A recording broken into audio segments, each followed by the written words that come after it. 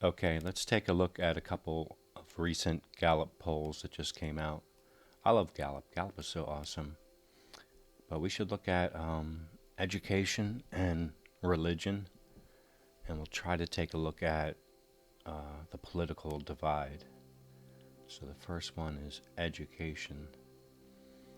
American satisfaction with the quality of K 12 education in the U.S. has fallen 6 percentage points in the past year to match the record low 36% reading on this measure, which Gallup has tracked for 24 years. And in contrast, parents of K 12 students remain largely satisfied with the quality of the education their oldest child is receiving, as 76% say they are completely or somewhat satisfied, significantly higher than the 67% low on that measure from 2013. That's in general, it says, in contrast, parents of K 12 students remain largely satisfied with the quality of their oldest child. That's the first thing we have to look at. So I guess the reason why they selected the oldest child is because they want to set a point, you know, for future, for all forthcoming and previous polls, is that we're only talking about this one child as opposed to however many kids you may have spread out. So that's probably why they're doing that, to have one point, which it could be complicated with larger families. That's my belief.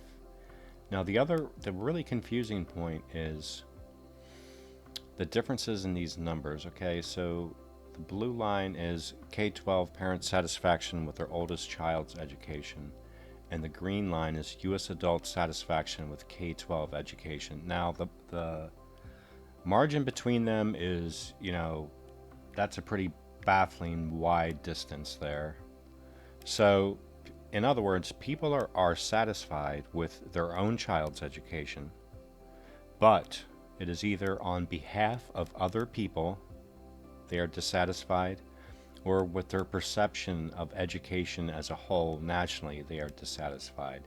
Those, getting boring down through those numbers would be impossible because you'd have to get into subjective data, as to whether these people are actually factually aware of some type of shortcoming in the educational system, or they're perceiving a shortcoming, or they, like, I live in Pennsylvania, you live in Florida, and I'm not liking the system nationally because of what you're going through. It's impossible to tease out this data. And also, that green line would be capturing all the people that don't even have kids. So you could say, hey man, it's none of your business anyway. I mean, that's not true. Of course, it's everyone's business. But captured in that number is all the people that don't even have children in the system. The one thing, there's one line in here that kind of helps. Where is it? Parents' more positive views on education are reserved for their direct experience with their own children. They are only a bit more satisfied with education nationally at 41% than the public at large. So they did manage to tease out one point there, that when talking to parents who have their own kids in school and they're happy with what their kids are getting, or their kid, because it's only one kid, they, on behalf of other people, are dissatisfied nationally. Now, still, no matter what, this comes down to that discrepancy. If the poll represents the nation as a whole, if we're satisfied at 76%, then there's no reason why the dissatisfaction should be why there should be such a huge margin between those two numbers. Okay, here's some other charts breaking down the level of satisfaction, but I want to get down to this, where they split the Republicans and Democrats, and you can see what's dragging this overall dissatisfaction is, of course, coming from the Republicans. You can see a weird spike right before Donald Trump took office. There's some weird spikes like that too in the religion thing. I don't know the explanation for that. But you can see where the Republicans fell off the cliff. That was in 2020, and we know why. That was, when The 1619 project was beginning to be adopted by some of the larger school districts, but more importantly, that was when Christopher Rufo created this whole CRT and K-12 boogeyman. That's where he just made this stuff up whole cloth out of nothing and just frightened the bejesus out of all the God-fearing Republicans. And in effect, that was a really effective strategy. It worked in some places, like in Virginia, I would say that had a massive impact on the governor's race.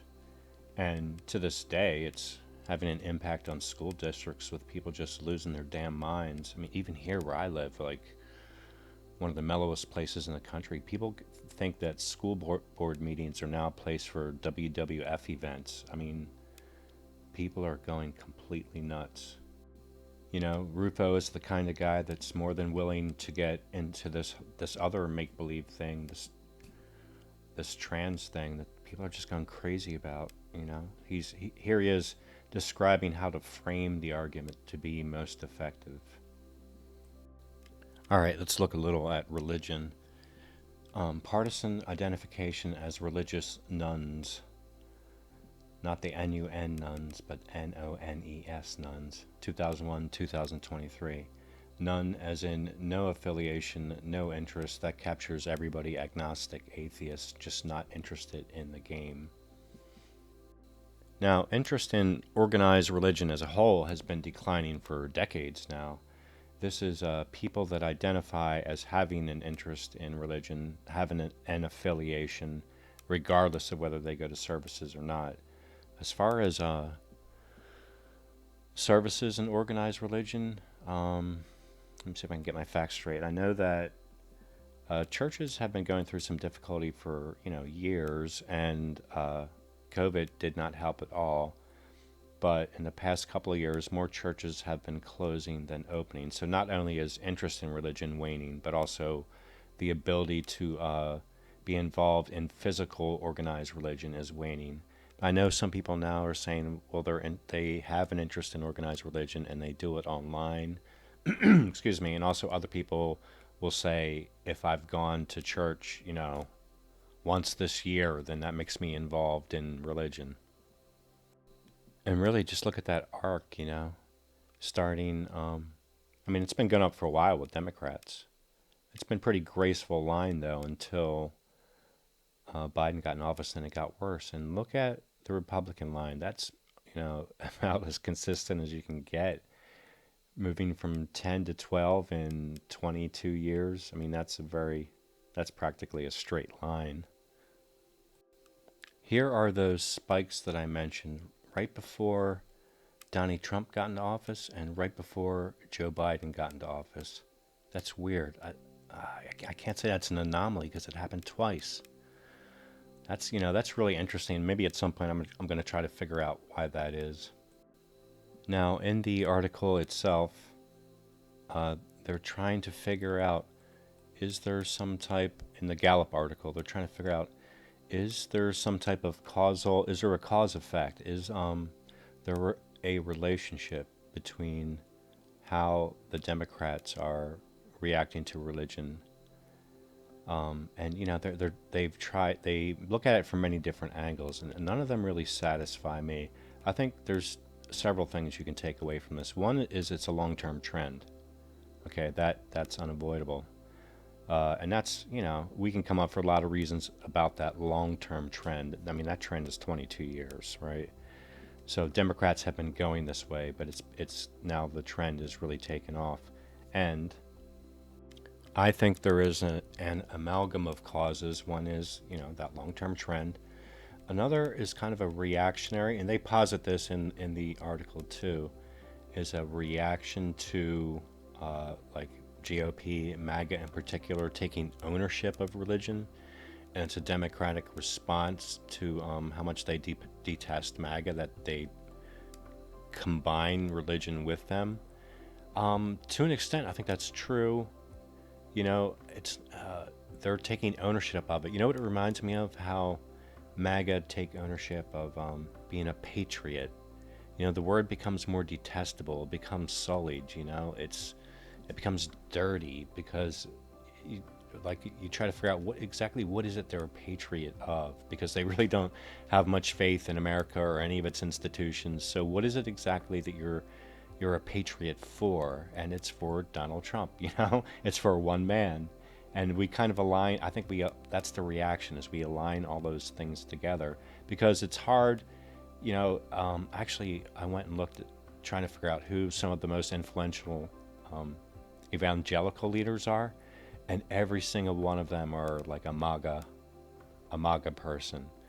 That churches have become so intertwined with politics, particularly on the right, that it's just one big thing. And I think that holds true for both sides, for both left and right. The left already has a long-term trend where they're walking away from religion. Now it's just become detestable.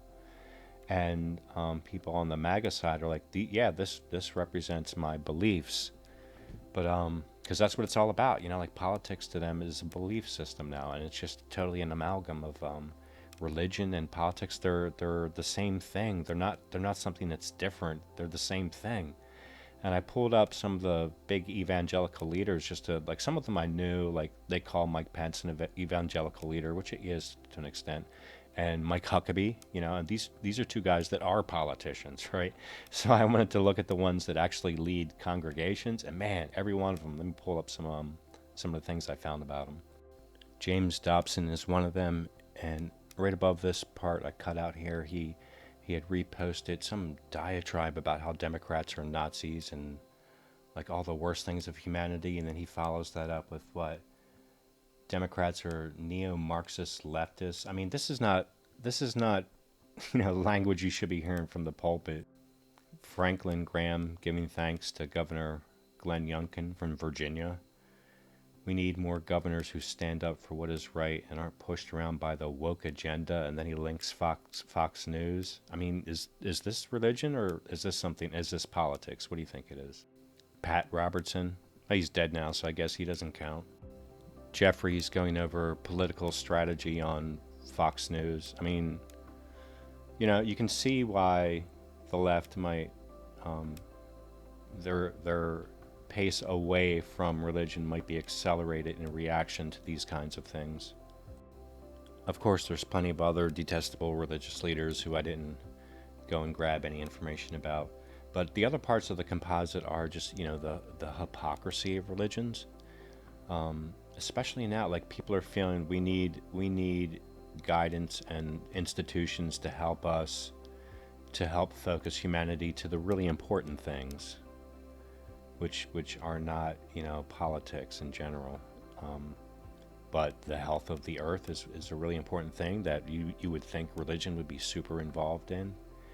And the other thing is just all the business aspects of organized religion and just how much money these guys rake in. I mean, there's so many different reasons why Democrats walk away. I mean, education level too.